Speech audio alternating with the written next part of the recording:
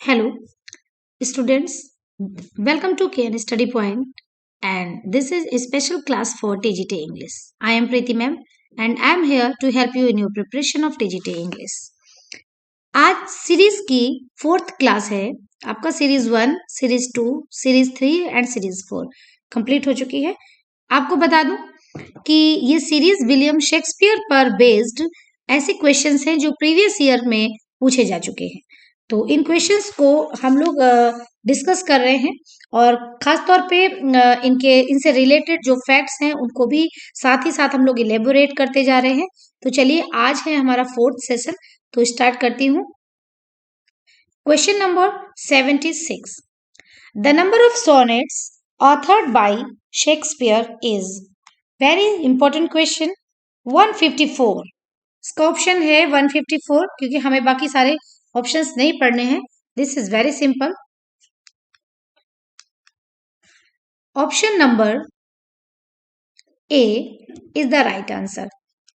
आपको पता है विलियम शेक्सपियर ने 154 सोनेट्स लिखे थे और इसमें इम्पोर्टेंट बात है कि जो 154 सोनेट्स थे उसमें जो 1 to 126 थे वो उन्होंने एक नोबल मैन को डेडिकेट किए थे या एड्रेस किए थे, और 127 to 154 यानी कि 127 से लेकर के लास्ट के यानी कि 154 तक उन्होंने किसे एड्रेस किए थे?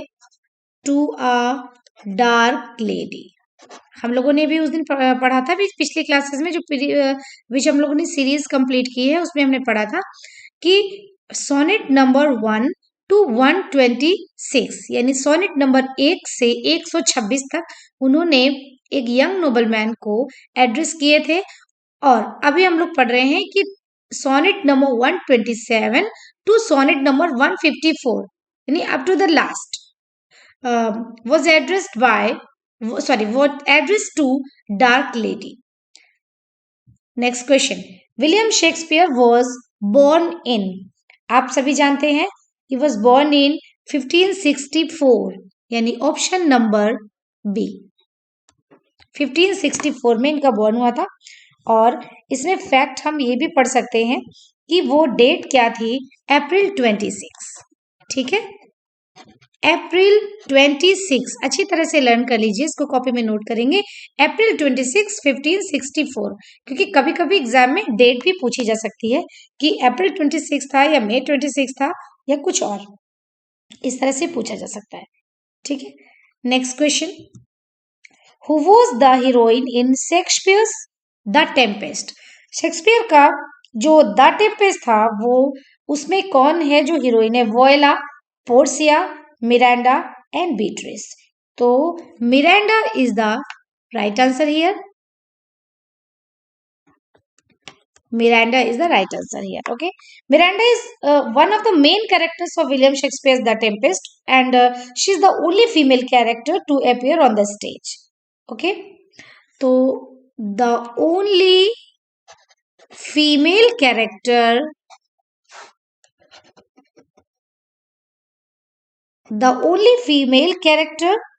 to appear on the stage, to appear on the stage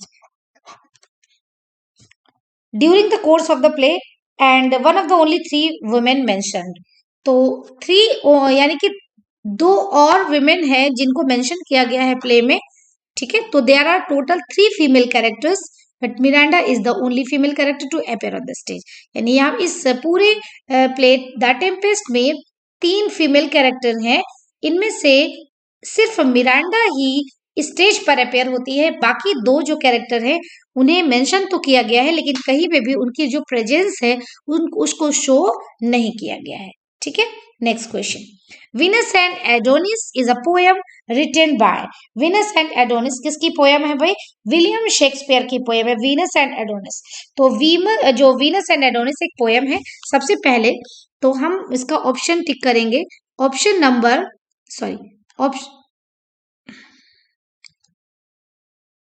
option number C, William Shakespeare.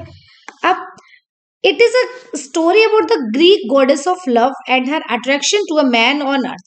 तो जो वीनस है यहाँ पे वो एक ग्रीक गॉडेस ऑफ लव है।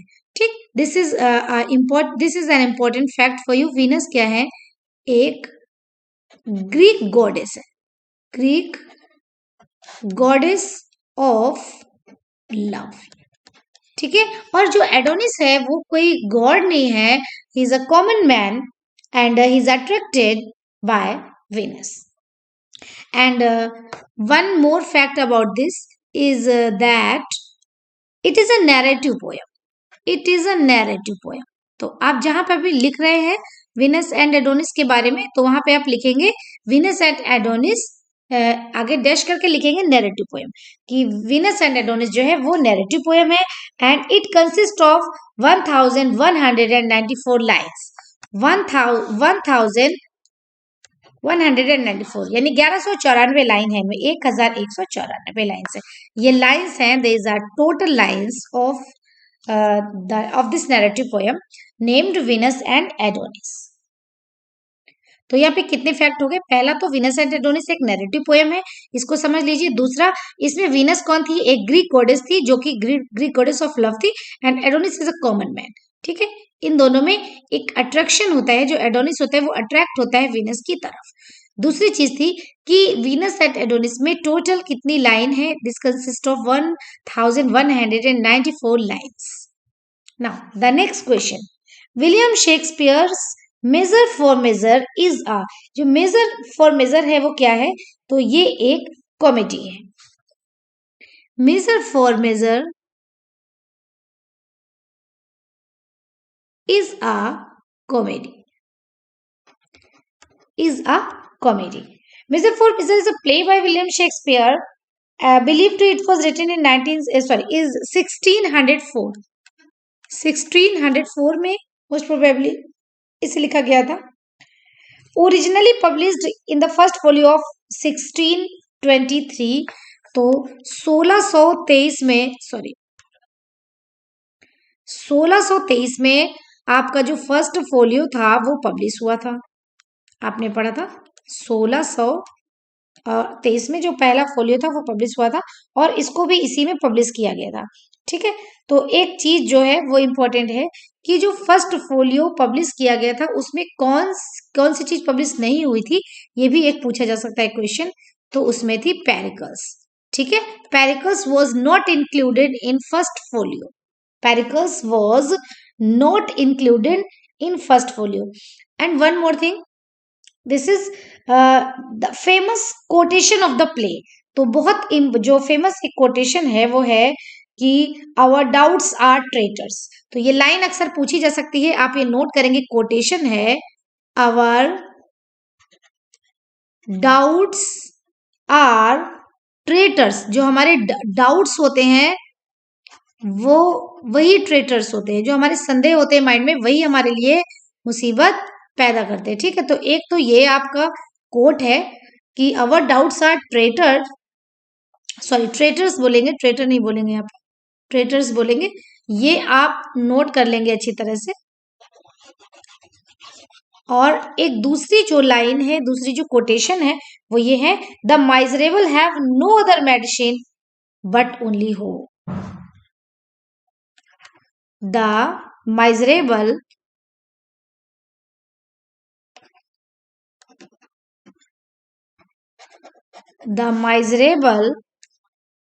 have no other medicine, no other medicine but hope। तो ये अगर लाइन एग्जाम में आएगी कि जो माइजरेबल होते हैं, जो दयनीय स्थिति में होते हैं, जो बहुत सफर कर रहे होते हैं, उनके पास कोई दूसरी मेडिसिन नहीं होती, केवल होप होती है। उनके पास एक ही ऑप्शन होता है कि वो होप रखें अपनी लाइफ में और आगे बढ़ें। तो दो जो है, ये बहुत फेमस कोट है, ये पूछी जा सकती है। पहली तो अवर डाउट्स आर ट्रेटर्स, जो हमारे संदेह होते हैं वही हमारे ट्रेटर्स होते हैं। दूसरा, miserable have no other medicine but hope, miserables के पास कोई दूसरी मेडिसिन नहीं होती, केवल होप होती है। तो ये दो कोट इस तरह से पूछा जा सकता है। पहला क्वेश्चन तो आ सकता है कि इट वॉज रिटन बाय तो विलियम शेक्सपियर, और कौन से इनके वर्क से रिलेटेड है, तो मेजर फॉर मेजर से। एंड मेजर फॉर मेजर किस कैटेगरी में आता है, तो it is a comedy. Next question, who introduced the sonnet in English poetry. English poetry में सोनेट को किसने इंट्रोड्यूस किया, तो यहाँ पे है Milton, Shakespeare, Spenser and Wyatt. W silent है यहाँ पे, तो याट बोलेंगे, तो this is the right answer here.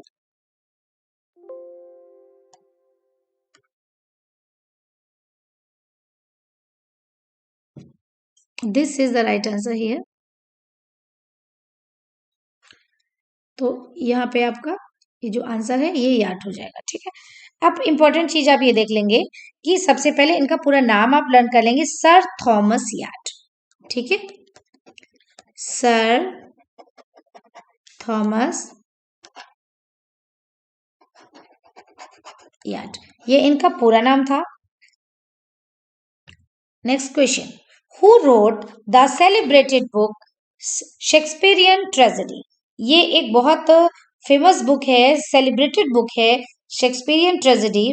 ये लिखी थी AC ब्रैडले ने, यानी कि option number A is the right option here, AC Bradley, ठीक है। तो AC ब्रैडले ने इस बुक को लिखा था, शेक्सपियरियन ट्रेजेडी को। और इसको हम थोड़ा सा पढ़ते हैं कि अभी तक जितने भी वर्क हुए हैं ऑन शेक्सपियरियन क्रिटिसिज्म, उनमें से इसे ग्रेटेस्ट वर्क माना जाता है।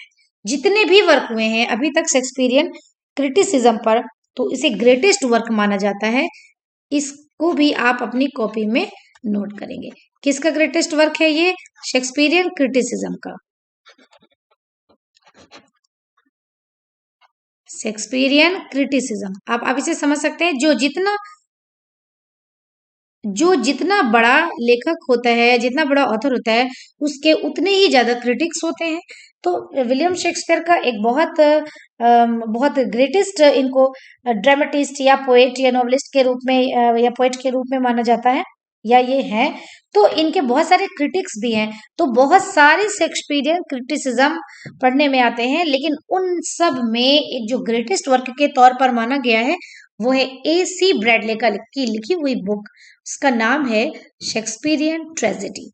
इसको अच्छी तरह से आप नोट डाउन करेंगे, ठीक है। Question number 83, if we are mark to die, we are enow to do our country loss, and if to live the fewer man the greater share of honour.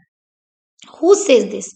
तो ये लाइन किसने कही थी भाई, ये लाइन है किंग हेनरी। किंग हेनरी, अभी ये आपका पढ़ा हुआ नहीं है, इसलिए आप इसको उतनी अच्छी तरह से नहीं समझ पा रहे होंगे, लेकिन मैं आपको बता रही हूँ किंग हेनरी है।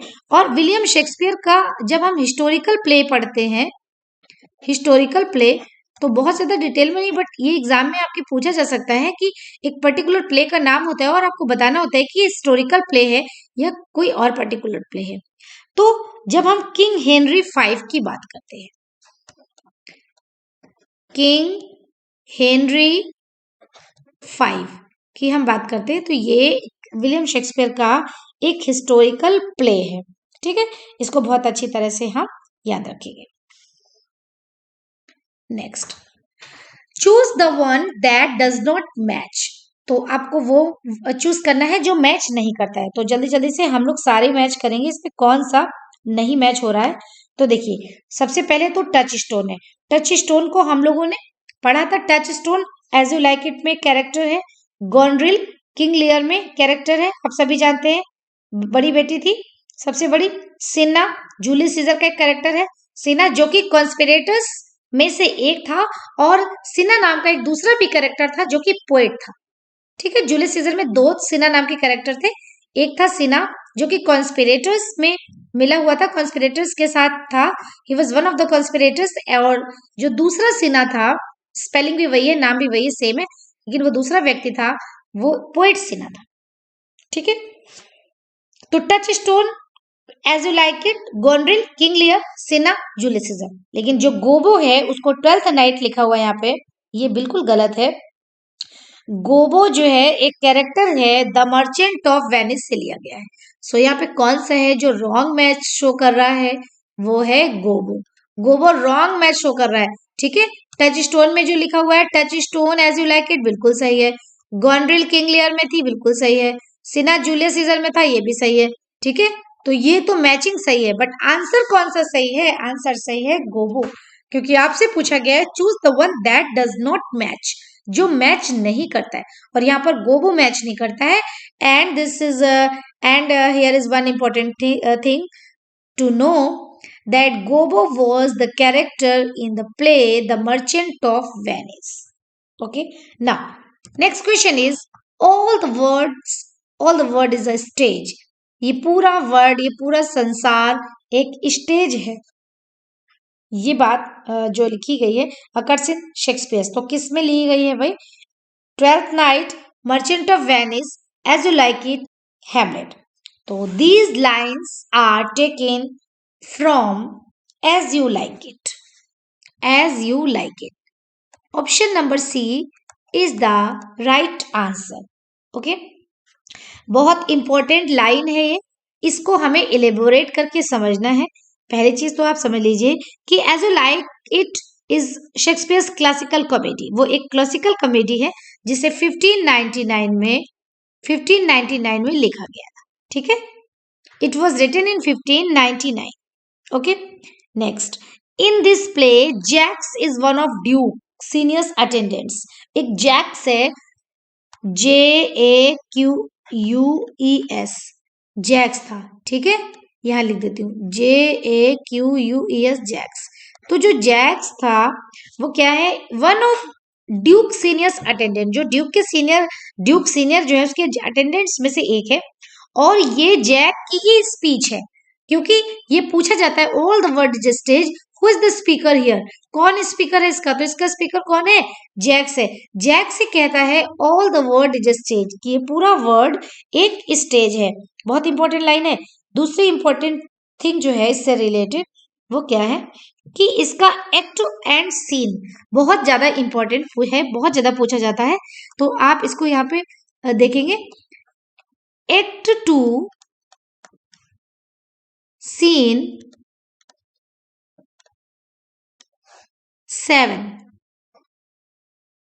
ठीक है, एक्ट 2 का सीन 7 है, जिसमें ये लाइन जैकस बोलता है all the word is stage. तो कई सारे फैक्ट है। अब आपको कौन सा फैक्ट यहाँ पे कैसे रिलेट करके कैसे लिखना है या कैसे समझना है, ये आपको, यही चीज इंपॉर्टेंट है आपके लिए। तो इसमें इतना लिखा था all the word is stage, आगे की लाइन थी and all the main and women merely players. ठीक है, तो ये क्या कहता है? जो जैकस होता है वो ड्यूक सीनियर से कहता है एक्ट 2 सीन 7 में कि ये जो वर्ड है ये एक स्टेज है और सारे मेन और सारे वुमेन मेयरली प्लेयर्स हैं, सिर्फ क्या है? प्लेयर्स हैं। उन्हें जैसा परफॉर्म करने को कहा गया है वो वैसा परफॉर्म करेंगे। तो ऐसा ह्यूमन बींग्स के लिए कहा गया है कि एक संसार है जिसमें हम लोग परफॉर्म करने आते हैं, और जहाँ पे जो प्ले होता है उसको, उसका जैसे एक डायरेक्टर होता है वो जैसे चाहता है स्टोरी वैसे ही जाती है, उसी प्रकार से गॉड इस पूरे स्टेज का डायरेक्टर है। इस पूरे हमारी लाइफ का, हमारे जो प्ले, हम जो भी प्ले करते हैं उसका डायरेक्टर गॉड है। तो यहाँ पे गॉड जैसा चाहता है वैसा ही हम लोग करते हैं। ठीक है, तो एक्ट 2 सीन 7 एक पहला फैक्ट हो गया। दूसरा, इट वॉज रिटन इन 1599, ये दूसरा फैक्ट हो गया। और तीसरा फैक्ट है who is the speaker here, तो Jaques is a speaker here. ठीक है, ड्यूक सीनियर जो है जिनसे जैक्स ने ये बात कही थी इज एन एक्साइल्ड पर्सन, वो एक्साइल्ड पर्सन, एक्साइल समझते हो? एक्साइल जिसको देश निकाला दे दिया गया हो, जिसे देश से बाहर निकाल दिया गया हो, उसको बोलते हैं exiled person. Who lives in forest of Arden, तो वो फॉरेस्ट ऑफ आर्डन में रहते हैं। लेकिन क्योंकि जो उनके छोटे भाई हैं, वो जो फ्रेडरिक जिनका नाम है, उन्होंने उनका ड्यूकडम, जैसे किंग से बना है ना किंगडम, वैसे ड्यूक से बना है ड्यूकडम, DUKEDOM, ड्यूकडम। देखिए, ड्यूक तो आपने पढ़ा ही होगा, बस ड्यूकडम। तो इनके छोटे भाई जो फ्रेडरिक है उन्होंने इनका ड्यूकडम इनसे छीन लिया है। Next question, sir Toby Belch is a character in Shakespeare. Sir Toby का जो एक कैरेक्टर है वो किससे लिया गया है भाई? एक फेमस कॉमेडी है विलियम शेक्सपियर की, इतने से ही आपको समझ में आ गया होगा, क्योंकि you know very well that Hamlet, Macbeth and Othello are not comedy, ये कॉमेडीज नहीं है। तो option number B, Twelfth Night, is a right answer. Sir Toby Belch character जो है वो ट्वेल्थ नाइट से लिया गया है, ठीक है। और ये जो सर टॉबी है ये क्या है, आपने पढ़ा होगा, उसकी जो मेन जो फीमेल है वो मेन, आपने पढ़ा था वॉयला के बारे में। वॉयला है, शी इज डिस्गाइज्ड एज सिजेरियो, जो सिजेरियो बन के रहती है। उसके अलावा स्टार्टिंग में दिखाते हैं कि ओलिविया है जिसके ब्रदर की डेथ हो गई है। तो सर टॉबी बेल जो है वो ओलिविया के अंकल हैं, ओलिविया के चाचा हैं। Who remains all the time in party mood, और वो हमेशा पार्टी मूड में रहते हैं, हमेशा मस्ती के मूड में रहते हैं। Always drinking, eating and dancing, always उनको बस 24/7 क्या चाहिए, हमेशा बेल्किंग, ईटिंग, ड्रिंकिंग या डांसिंग चाहिए उनको, ठीक है। तो Twelfth Night is a play which Shakespeare wrote around the period of 1601 and 1602, okay. And in London, London में था during those days all stage plays were performed by male actors, और उस समय भी ऐसा होता था कि जो मेल एक्टर्स होते थे वही फीमेल पार्ट को भी प्ले करते थे। अगर कोई पार्ट ऑफ वुमेन है तो उसको भी प्ले करने के लिए उस समय पर मेल ही आते थे। विच play of Shakespeare opens with the line, कौन सा प्ले है ये जो ओपन होता है इन लाइन से, तो कौन सी लाइन है, उन लाइंस को हम पढ़ेंगे। When shall we three meet again, आप हम तीनों कब मिलेंगे। देखिए इसमें ही एक क्लू दिया हुआ है, आपने देखो एक वर्ड आया है थ्री, वी थ्री, हम तीनों अब दोबारा कब मिलेंगे। इसका मतलब है कोई तीन लोग हैं वो जो इस बात को कर रहे हैं। इन थंडर, लाइटिंग और इन रेन, कब, जब बिजली कड़केगी या जब बिजली चमकेगी या फिर जब बारिश होगी। इन थंडर, लाइटनिंग और इन रेन। तो कोई तीन लोग हैं। अब बताइए नॉर्मल अगर आपको किसी से मिलना हो तो क्या आप ये इंतजार करेंगे कि हम जब बिजली चमकेगी, बिजली गिरेगी या जब बारिश होगी हम तब मिलेंगे। ऐसे में तो आदमी मिलना डिले करता है, ना कि मिलना पसंद करता है, क्योंकि ऐसे टाइम नॉर्मल नहीं होते हैं। लेकिन यहाँ पे कोई तीन लोग हैं जो इस बात को कह रहे हैं कि हम तीनों दोबारा कब मिलेंगे, थंडर में, लाइटनिंग में या फिर रेन में। तो इसका मतलब है कि ये जो तीन है इनको इन चीजों में मिलना इनके लिए बहुत कॉमन है। तो ऐसा कॉमन मैन के साथ तो हो नहीं सकता कि थंडर, लाइटनिंग और रेन में वो मिलने आ जाए। तो यहाँ पे कोई ऐसा है जो अनकॉमन है, और वो तीनों अनकॉमन चीजें क्या है, विच इज, ठीक है। तीन चुड़ैल थी कौन से प्ले में, मैकबेथ में थी। मैकबेथ में चुड़ैल आपने पढ़ा था, थ्री विचेस थी जिनको तीन चुड़ैल कहा जाता है। और इसी मैकबेथ में तो पहले नंबर पे तो ये समझ लीजिए कि when shall we three meet again, हम दोबारा कब मिलेंगे, ये बात किसने कही थी, विचेस ने कही थी, ठीक है, चुड़ैलों ने। और ये कौन से प्ले की बात है जिसमें तीन चुड़ैल थी, थ्री विचेस थी मैकबेथ में। और मैकबेथ की वाइफ को ही इसमें फोर्थ विच कह के एड्रेस किया गया है, ठीक है। नेक्स्ट क्वेश्चन, नेक्स्ट क्वेश्चन है what is the literacy name of the age of Shakespeare. Shakespeare के एरा की बात की जाए, शेक्सपियर के एज की बात की जाए तो लिटरेरी नाम कौन सा दिया गया है, तो लिटरेरी नाम दिया गया है एलिजाबेथन एज। अच्छी तरह से आप इसको समझ लीजिए, एलिजाबेथन एज जो है इसको मेंशन किया गया है, मेंशन किया गया है Elizabethan age because during this period, इस पीरियड के दौरान जो क्वीन एलिजाबेथ थी, various poets in England literature, English literature flourished है। बहुत सारे जो लिटरेचर के पोइट थे वो फ्लोरिश हुए थे इंग्लिश लिटरेचर में। And Shakespeare was also among them, और विलियम शेक्सपियर भी उनमें से एक थे। तो ये क्वेश्चन आपका यहाँ से कंप्लीट होता है। नेक्स्ट क्वेश्चन है which play of Shakespeare describes the seven ages of man.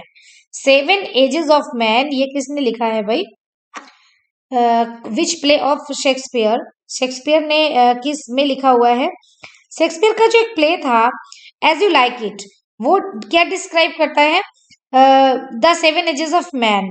This poem, ये जो पोएम है डिस्क्रिप्टिव पोएम है, nature art seven ages of man, वो शुरू होती है एक फ्रेज से, all the world is a stage, ये बहुत फेमस है।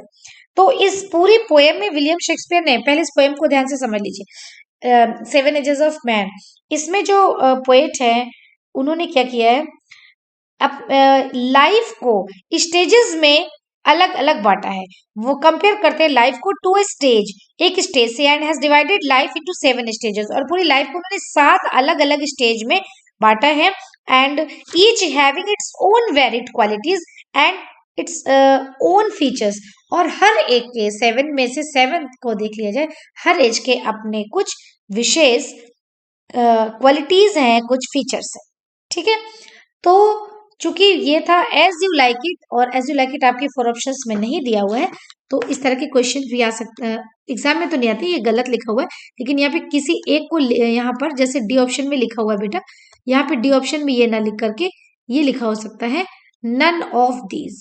ठीक है, नन ऑफ दीज, ये आप मान के चलेंगे कि ये नन ऑफ दीज लिखा हुआ है। तो देखिए, अब नन ऑफ दीज अगर लिखा हुआ है तो मैकबेथ भी नहीं है, किंग लियर भी नहीं है, हेमलेट भी नहीं है, यानी कि कोई भी नहीं है। तो सही है कौन सा, आपको ये तो पता होना चाहिए। तो वो क्या था भाई, वो था आपका 7 एजेस ऑफ मैन।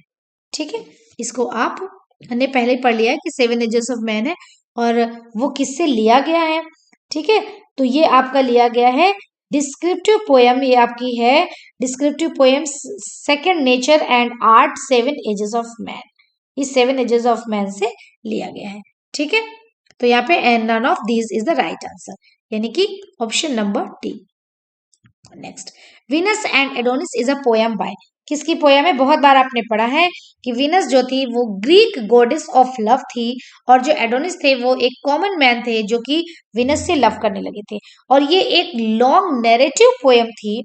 ठीक है, और एक स्टोरी है about the Greek goddess of love and her attraction to a man on earth, man का एक गॉडेस का एक मैन के प्रति जो अट्रैक्शन आता है उसको वीनस एंड एडोनिस में बहुत अच्छी तरह से समझाया है विलियम शेक्सपियर ने। ये एक किसकी पोयम है, विलियम शेक्सपियर की। This is a repeated question, आपको आई थिंक अभी तक ये समझ में अच्छी तरह से आ चुका होगा। नेक्स्ट क्वेश्चन है, Shakespeare was not of an age, Shakespeare किसी एज के नहीं थे बट फॉर ऑल टाइम, यानी शेक्सपियर को किसी एरा से हम बांध नहीं सकते कि ये एलिजाबेथन एज के थे तो सिर्फ ये वहीं तक सीमित है, नहीं ऐसा नहीं है, बट फॉर ऑल टाइम, सारे समय के लिए। तो ये भी एक स्टेटमेंट है ना, तो दिस वाज अटर्ड बाय या वाज अटर्ड बाय, ये किसके द्वारा कहा गया था, तो ये स्टेटमेंट दिया था बेन जॉनसन ने, जो कि विलियम शेक्सपियर के कंटेम्परेरी थे। मैंने पहले भी आपको बताया है, ये विलियम शेक्सपियर के कंटेम्परेरी थे। ठीक है, contemporary to Shakespeare, contemporary to Shakespeare. ठीक है, next question, from where these lines have been taken and who is the speaker, कहां से ये लाइन्स ली गई हैं और कौन इसमें स्पीकर है, क्या है भाई, वेयर सच स्टफ्स, हम लोग ऐसे स्टफ हैं as dreams are made on, जिन पर केवल ड्रीम्स बनाए जाते हैं, सपने बुने जाते हैं, एंड आवर लिटिल लाइफ, और जो हमारी छोटी सी लाइफ है, is rounded with the sleep, और उसी स्लीप के राउंड एंड राउंड घूमती रहती है, यानी हम लोग एक ऐसे हैं जो इमेजिनेशन या कल्पनाओं को बनाते हैं और फिर अपनी पूरी जिंदगी उन्हीं कल्पनाओं को पूरा करने में लगा देते हैं। तो ये जो लाइन ली गई है, इसका स्पीकर कौन है, तो यहाँ पे आंसर होगा प्रोस्पेरो, प्रोस्पेरो कह रहा होता है, और प्रोस्पेरो किससे कह रहा होता है, टेम्पेस्ट में, यानी टेम्पेस्ट आपने पढ़ा है, टेम्पेस्ट में कैरेक्टर है प्रोस्पेरो, तो Prospero is the speaker of these lines का स्पीकर है। इसके बाद प्रोस्पेरो ने कौन से एक्ट और सीन में कहा, ये बहुत इंपॉर्टेंट है, एक्ट 4 सीन 1, यहाँ पे जब सच स्टफ आप पढ़ रहे हैं, यहाँ पे लिख देंगे एक्ट 4 सीन 1।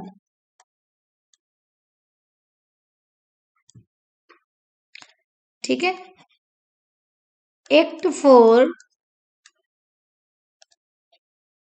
सीन 1, ये याद कर लेंगे, जहां पे we are such stuff as dreams are made on, बस इतना लिखना है आपको, पूरा नहीं लिखना है, उसके आगे लिखना है एक्ट 4 सीन 1।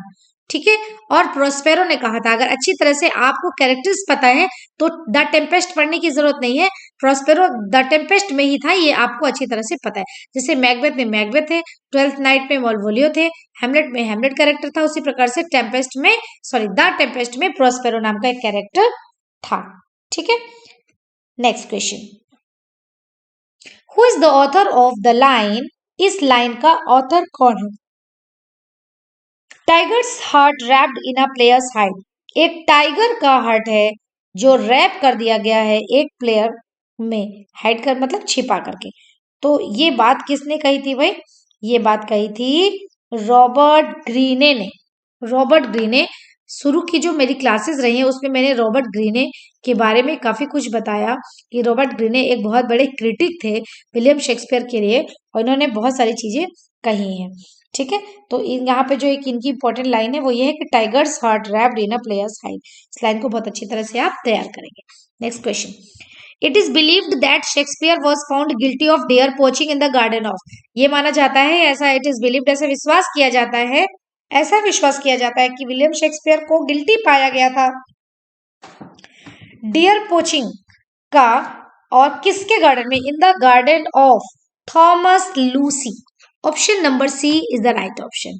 ठीक है, थॉमस लूसी के गार्डन में डियर पोचिंग करने के लिए विलियम शेक्सपियर को गिल्टी पाया गया था। इसको अच्छी तरह से आप समझ लेंगे। ठीक है,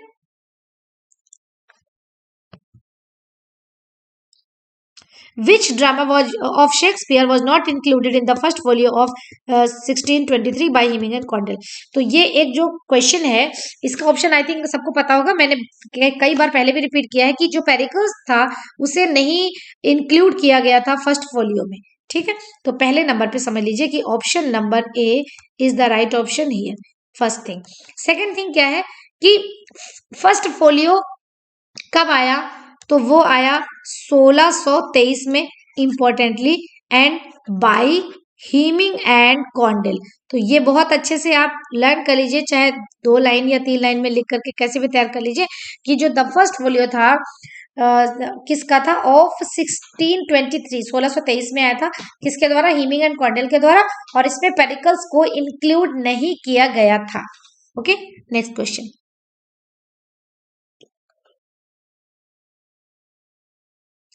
Venus and Adonis by Shakespeare are written. जो वीनस एंड एडोनिस है शेक्सपियर की, वो लिखी गई है, कैसे लिखी गई है भाई? इन स्टैंजाज ऑफ। कितने स्टैंजा में लिखी गई है? तो स्टैंजा ऑफ 6 लाइन्स। आप जब वीनस एंड एडोनिस पढ़ेंगे तो आप पढ़ेंगे 6 लाइन्स के स्टैंजा बनाए गए हैं। कभी कभी 4 लाइन के स्टैंजा भी होते हैं, कभी कभी 6 लाइन के स्टैंजा भी होते हैं। तो वीनस एंड एडोनिस जो है वो 6 लाइन का स्टैंजा इसमें यूज किया गया है। ठीक है, next question. The line this is the noblest Roman of them all, it's said bye. तो पहले तो स्टेटमेंट देखेंगे क्या है। This is the noblest Roman of them all, ये उन सभी नोबल जितने भी रोमन थे उन सब में सबसे नोबल पर्सन है, और इट्स सेड बाय। और ये बात किसने कही थी? ये इंपॉर्टेंट है, ये बात किसने कही थी? तो ये बात कही थी एंटोनी ने। ठीक है, लिखिए option number C, Antony. Next question. Hermia is a character in Shakespeare. Hermia एक कैरेक्टर है विलियम शेक्सपियर के किसका? अ मिडसमर नाइट्स ड्रीम में एक कैरेक्टर है, उसका नाम है हर्मिया। ठीक है, तो अ मिडसमर नाइट्स ड्रीम अच्छी तरह से आप पढ़ लेंगे। और ये जो आपका प्ले है अ मिडसमर नाइट्स ड्रीम, ये भी एक कॉमेडी प्ले है, और इसमें ईगस है, ईगस की बेटी का नाम है हर्मिया। ठीक है,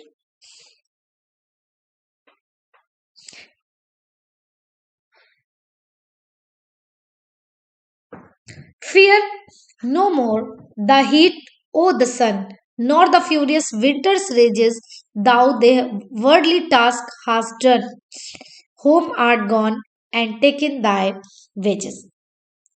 तो ये लाइन जो है वो कहाँ से ली गई है कि fear no more the heat o' the sun, कि बिल्कुल भी मत डरो हीट से, o' the sun nor the furious winter rages, ना ही जो विंटर की फ्यूरियस रेजेस होती है उनसे डरो। तो ये लाइन जो है वो ली गई है सिम्बेलिन से। सिम्बेलिन अच्छी तरह से लर्न कर लीजिए। Option number A is the right option है।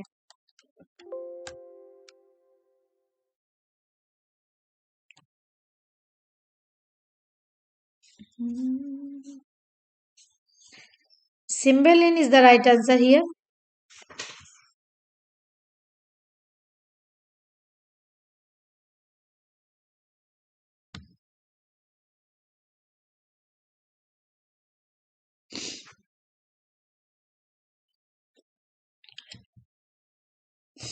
इसके बाद आपका जो नेक्स्ट क्वेश्चन है, question number 99, where from the lines, हाँ ये हम लोग पढ़ चुके थे, फियर नो मोर रीड, तो इसका जो आंसर था वो था आपका सिम्बेलाइन, सिम्बेलाइन से लिया गया है ये।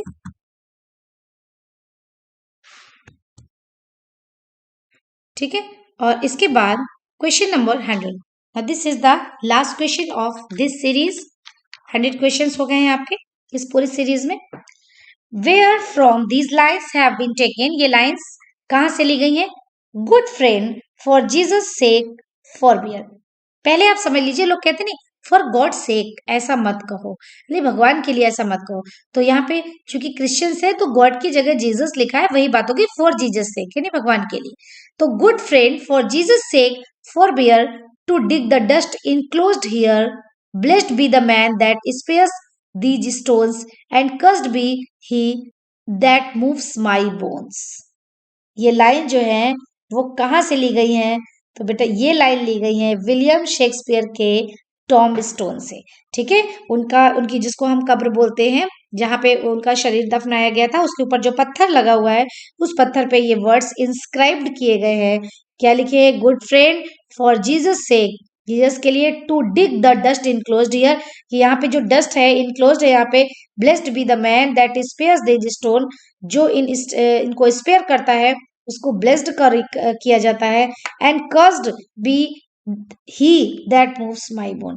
तो यहाँ पे विलियम शेक्सपियर के बारे में या उनको इंडिकेट करते हुए ये लाइंस लिखी गई हैं, और विलियम शेक्सपियर के टॉम स्टोन पर लिखी गई थी। यहाँ तो ऑप्शन नंबर डी में साफ साफ लिखा हुआ है शेक्सपियर टॉम। तो मेरे हिसाब से अगर विलियम शेक्सपियर स्पेशल आप क्लास ले रहे हैं तो ये आप नोट्स में अपने ये बड़ी बड़ी ये जो आपका लाइंस लिखी हुई हैं गुड फ्रेंड से लेके इस पूरे आप ये जो लाइंस हैं इनको बहुत अच्छे से आप नोट डाउन कर लीजिए। ठीक है, ये विलियम शेक्सपियर के कब्र पर जो पत्थर लगा हुआ है, जो टॉम्ब है, उस पे इंस्क्राइब्ड है, रिटन नहीं बोलते क्योंकि पत्थर पे वर्ड्स जो होते हैं उनको क्या करते हैं, उनको इंस्क्राइब्ड किया जाता है। ठीक है, ये वर्ड इसलिए भी आपको जरूरी है, इंग्लिश लैंग्वेज के लिहाज से भी इंस्क्राइब्ड किया जाता है। और जब हम बोलते हैं रिटन, तो रिटन का तो मतलब होता है लिखना। ठीक है, पेपर पे लिख सकते हैं, कागज पे लिख सकते हैं, लेकिन इंस्क्राइब्ड पत्थर पे वर्ड को राइट नहीं करते, वहां पे क्या करते हैं, इंस्क्राइब्ड करते हैं। तो correct answer is here option number D. वो क्या है आपका? Shakespeare's Tom.